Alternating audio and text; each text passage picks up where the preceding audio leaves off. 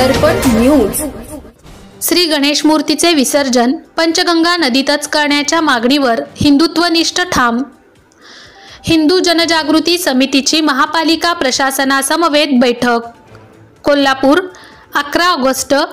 श्री गणेश विसर्जनाच्या संदर्भात प्रशासन जरी विविध शासन आदेश तसेच न्यायालयाचे आदेश पुढे करत असले तरी भाविकांनी विसर्जन करू नये यासाठी पंचगंगा नदीवर बॅरिकेड्स घालावे असा आदेश कुठेही दिलेला नाही।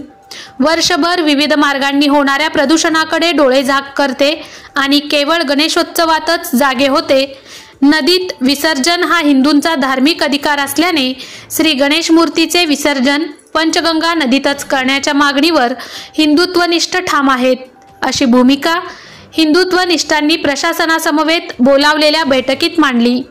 बैठकी संदर्भात महापालिका प्रशासनाने हिंदू जनजागृती समितीला लेखी पत्र दिले होते, त्यावर ही बैठक आयोजित करण्यात आली होती। या बैठकीसाठी उपायुक्त शिल्पा दरेकर तसेच प्रदूषण मंडळाचे अधिकारी उपस्थित होते।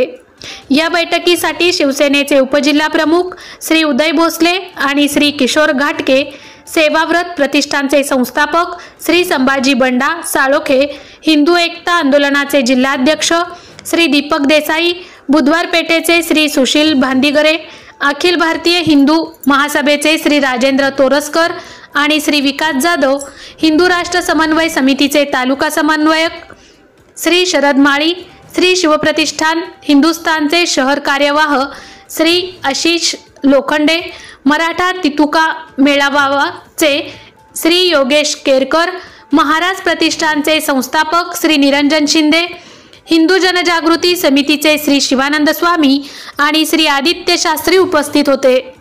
यावेळी श्री उदय भोसले म्हणाले, वर्षभर नाले, साखर कारखाने यासह अनेक मार्गाने प्रदूषण होत असताना महापालिका प्रशासन आणि प्रदूषण मंडळ कुठे असते? महापालिका प्रशासनानेच नेहमी आमचे प्रयत्न चालू आहेत असे ठोकळेबाज उत्तर असते। वर्षभर नदी प्रदूषित होत असताना पुरोगामी कुठे असतात? गणेश नागरिक नदीत विसर्जन करण्यास ठाम आहेत। श्री संभाजी साळुंके बंडा म्हणाले, श्री गणेश मूर्ती विसर्जनामुळे प्रदूषण वाढते असा कुठला अहवाल प्रशासनाकडे आहे का? वर्षातून एकदा येणाऱ्या गणेश विसर्जनाच्या वेळीच प्रशासन का आडकाठी निर्माण करते? गेली 2 वर्षे जनता भाविक पंचगंगा नदीतच विसर्जन करत असून ते यंदाही नदीतच विसर्जन करतील। श्री दीपक देसाई म्हणाले, प्रशासन भाविकांचा धार्मिक अधिकार हिरावून घेऊन बळजोरीने नदीवर बॅरिकेडिंग लावते, मात्र गणेश भक्तांचा उद्रेक होत असून त्यांनी दोन्ही वर्षे बॅरिकेड्स तोडून विसर्जन केले। ते असं का करतात याचा अभ्यास प्रशासनाने केला आहे का? उलट बॅरिकेड्स लावण्यासारखी कृती करून प्रशासन कोल्हापूर अशांत करत आहे। श्री सुशील भांदीगरे म्हणाले, जुना बुधवार पेठेच्या वतीने आम्ही गेली अनेक वर्षे नदी प्रदूषण निवेदन तसेच आंदोलन या मार्गे आवाज उठवत आहोत। अनेक वेळा दुधाळी नाला तसेच विविध नाल्यांचे पाणी नदीत मिसळत असताना आम्ही प्रशासनाच्या लक्षात आणून देऊनही प्रशासनाने कधीच कृती केली नाही। या संदर्भात श्री शिवानंद स्वामी म्हणाले, प्रशासन प्रत्येक वेळी गणेश विसर्जनास प्रशासन न्यायालयाचे आदेश असल्याचे सांगते, तर अवैध बोग्यांच्या संदर्भात जो उच्च न्यायालयाचा आदेश आहे त्यावर आजपर्यंत प्रशासनाने कोणती कृती केली? प्रदूषण मंडळ, पोलीस प्रशासन यांनी किती अनधिकृत भोंग्यांवर कारवाई केली? इचलकरंजीत नदीत रक्त मिश्रित पाणी मिसळते, तसेच कोल्हापूर शहरात विविध नाल्यांचे सतत मिसळते, त्यासाठी पालिका प्रशासन काहीच कृती करत नाही। राज्यात कुठेही बॅरिकेड्स घालून बंदी नसताना केवळ कोल्हापुरात हा प्रयोग का? तरी जनभावनेचा आदर करून प्रशासनाने विसर्जनास आडकाठी आणू नये। महापालिका प्रशासनाकडून कृत्रिम हौदात विसर्जन केलेल्या श्री गणेश मूर्तींचा अनादर केला जातो। या मूर्ती पाय देऊन उचलल्या जातात, तरी त्यांची कोणत्याही परिस्थितीत हेळसांड होऊ नये म्हणून योग्य ती दक्षता घ्यावी। बैठक झाल्यावर महापालिकेत शिवसेनेचे आमदार आणि राज्य नियोजन महामंडळाचे अध्यक्ष श्री राजेश क्षीरसागर, यांची हिंदुत्वनिष्ठांची भेट झाली असता त्यांनी यंदाही भाविक आणि श्री गणेश भक्त श्री गणेश मूर्तीचे पंचगंगा नदीतच विसर्जन करतील असे सर्वांना आश्वस्त केले. किशोर घाटगे, उपजिल्हा प्रमुख, शिवसेना.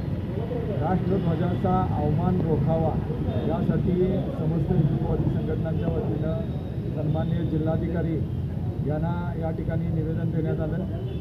प्रतिवर्षी 15 ऑगस्ट किंवा 26 जानेवारीच्या अगोदर जे प्लॅस्टिकचे राष्ट्रध्वज विक्रीला येतात, त्याचबरोबरीनं आता नवीन ऑनलाईन पद्धतीनं जे मास्क विकले जातात त्याच्यावर अशोक चक्र असतं आणि अशा राष्ट्रध्वजाचं किंवा मास्कमुळं जी राष्ट्रध्वजाची विटंबना होते ती रोखावी, त्यांच्यावर कडक कायदेशीर कारवाई करावी, उत्पादन करणाऱ्यांच्यावर कारवाई करावी अशी या ठिकाणी मागणी करण्यात आली. त्याचबरोबरीनं शाळा, महाविद्यालयं, त्याचबरोबर चित्रपटगृह किंवा स्थानिक केबल वाहिन्या असतील यामधून याबद्दल जनजागृती करण्यात यावी आणि जिल्हाधिकाऱ्यांनी स्वतः याबद्दल निवेदन करावं अशी देखील या ठिकाणी मागणी करण्यात आली. याला जिल्हाधिकाऱ्यांनी सकारात्मक प्रतिसाद दिला आणि अशी राष्ट्रध्वजाची विक्री करताना प्लॅस्टिकच्या जर कोण आढळला तर समस्त हिंदुत्ववादी संघटना ते रोखण्यास समर्थ आहेत आणि यातनं कायदा व्यवस्थेची जर काही परिस्थिती उद्भवली तर त्याची जबाबदारी प्रशासनाची राहील. त्यामुळे प्रशासनानं हे रोखावं अशी आम्ही या ठिकाणी मागणी केली. नमस्कार. शिवानंद स्वामी, हिंदू जनजागृती समिती. आज आपण कलेक्टरांना 15 ऑगस्ट आता जवळ आलेला आहे. तर 15 ऑगस्ट ते 26 जानेवारीला सगळ्यांचं देशप्रेम असते, पण कळत न कळत काही लोकांच्याकडून जे काय प्लॅस्टिकचे ध्वज आता वापरले जातात त्यामुळं लहान मुलांच्या हातून बाहेर पडल्यानंतर ते लवकर हे होत नाही खराब, तर गटरीतून पडून त्याचं देशाच्या ध्वजाचं विटंबना होत्या. तर ते होऊ नये म्हणून आपण निवेदन दिलेलं आहे आणि काही ठिकाणी तोंडाला मास्क असतो तो पण विटंबनात्मक आहे, त्याच्यावर बंदी आणावी आणि हिंदी प्रशासनानं पण तिची प्रसिद्धीपत्रक काढावं अशी त्यांच्याकडे मागणी केलेली आहे. आणि ह्या अनुषंगानं जे काय पिक्चरचे हे आहेत चित्रपटगृह आहेत त्या गृहामध्ये पण ह्यांनी तिथं प्रबोधन करावं, तिथं चित्रपट टाकून जनतेला त्यांनी आवाहन करावं असं आपण मागणी केलेलं आहे आणि इथं सकारात्मक प्रतिसाद आपल्याला मिळालेला आहे. जय श्रीराम. जय Shriram. Subscribe now and press the bell icon. Never miss an update.